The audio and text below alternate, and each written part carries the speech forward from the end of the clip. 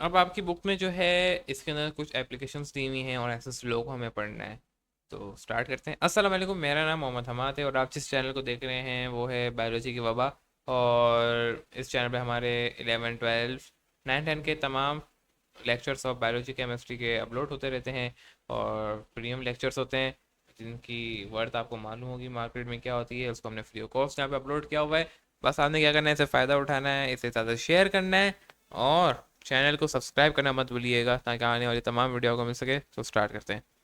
Last lecture के अंदर हमने यहाँ पे इसको रोका था जिसमें मैंने ये वाले एक एप्लीकेशन बताई थी जिसके अंदर हमने जो है एयर कांस्टेंट वॉल्यूम पे निकाला था, कोई वर्क डन नहीं होता। कांस्टेंट वॉल्यूम होगा यानी कोई पिस्टन मूव नहीं हुआ और जो है आपकी ज़ीरो हो जाती थी। तो इस पर हमने की थी कहानी एक पूरी और एक्सप्लेन कर दी थी यहीं पे इसको। और फिर इसमें बोला था डेल्टा ए क्यू के बराबर हो जाता है, माइनस में जाता है, सही है। आपकी बुक ने उसको पॉजिटिव रखा लेकिन आप माइनस में लेके जाएंगे इसे। तो यहाँ पे आपकी बात रुक गई थी। नेक्स्ट बात क्या होगी भाई कि अब दूसरी एप्लीकेशन है प्रेशर वाली। वो आपने खुद अप्लाई करते हुए देखना है कि कैसे एट प्रेशर और एट कांस्टेंट प्रेशर पे होता है। प्रेशर पे अगर हो भी रहा तो कैसे हो रहा है, आप आपने खुद उसको लॉजिक्स लगाते हुए सॉल्व करना है। बुनियाद बना दी थी मैंने कांस्टेंट वॉल्यूम पे, अब आपने वो वाली खुद करनी है। तो अगर हो जाए तो वेल एंड डन, अगर नहीं होगी तो उस पर हम वीडियो बना देंगे छोटी सी। अगली बात न्यूमेरिकल्स हैं इसके। न्यूमेरिकल्स को हम एंड में करेंगे एक साथ। और आपने बस फार्मूला याद रखना है, delta E Q plus W, और ये कंडीशंस याद रखनी है। और इसी तरीके से आपका ये अगर आप याद रखेंगे तो आपके न्यूमेरिकल सॉल्व हो जाएंगे। और पी को भी याद रखना है, पी डेल्टा वी, अगर डब्ल्यू पी डेल्टा वी से भी शो किया जाए, डेल्टा वी एच आपको याद रखना है। डेल्टा एच याद रखना है, एच वन यहाँ से सारी आने ये वैल्यूज़ को याद रखना है। कंडीशंस को याद रखना है, एक्सप्लेनेशन को याद रखना है। अगर इसी बुनियाद पे आप न्यूमेरिकल सॉल्व करने बैठेंगे तो हो जाएगा। तो मैं एंड में कराऊंगा इसे। एक न्यू स्लाइड लेंगे। न्यू स्लाइड के अंदर आज हमें पढ़ना है हैंसेस लॉ।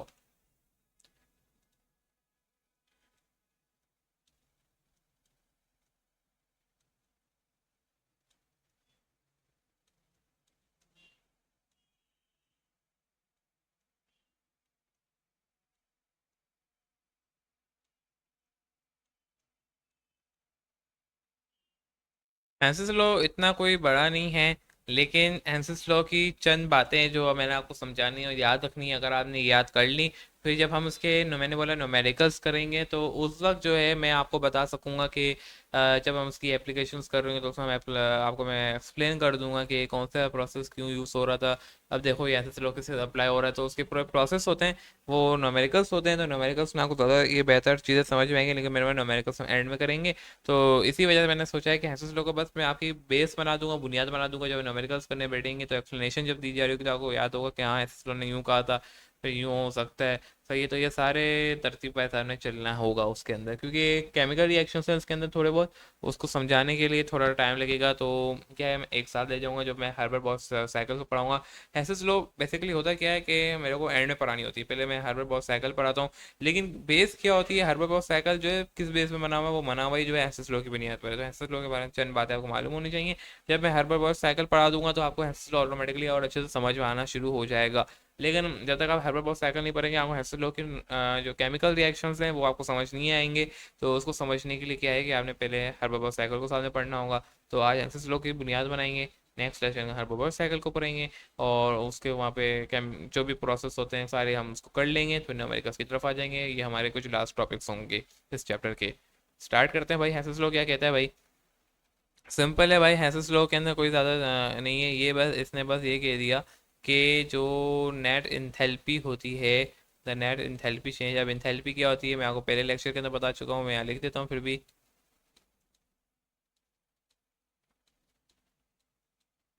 द नेट इंथैल्पी, अच्छा इंथैल्पी मैंने बोला क्या है आपकी, कलर चेंज करते हैं भाई, कहाँ गया, ये रहा। जो आपकी नेट इंथैल्पी है वो होती है आपकी एनर्जी, एनर्जी की फॉर्म होती है, सही है। एनर्जी होती है भाई, एनर्जी की फॉर्म है एक। अब एंथैल्पी एडवांस लेवल, अगर आपसे कभी कोई बोले एंथैल्पी तो आपने याद रखना है कि एनर्जी की फॉर्म है। इट इज़ द सेम, कोई चीज़ चेंज नहीं है। ओके, कब एप्लीकेबल, कब हमसे हम एंथैल्पी कह सकते हैं, जब इसके अंदर ये भी मालूम होना चाहिए कि जब इसके अंदर हीट आपकी अप्लाइड हो, तो आप क्या कहेंगे, इंथैल्पी कहेंगे, heat applied.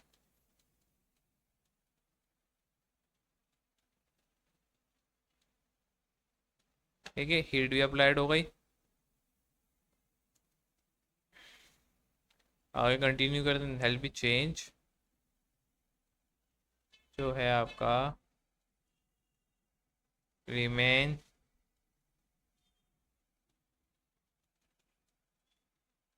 Same S it brought in one pathway.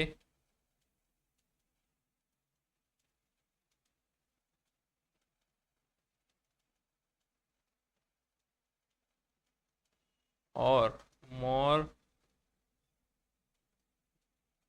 Then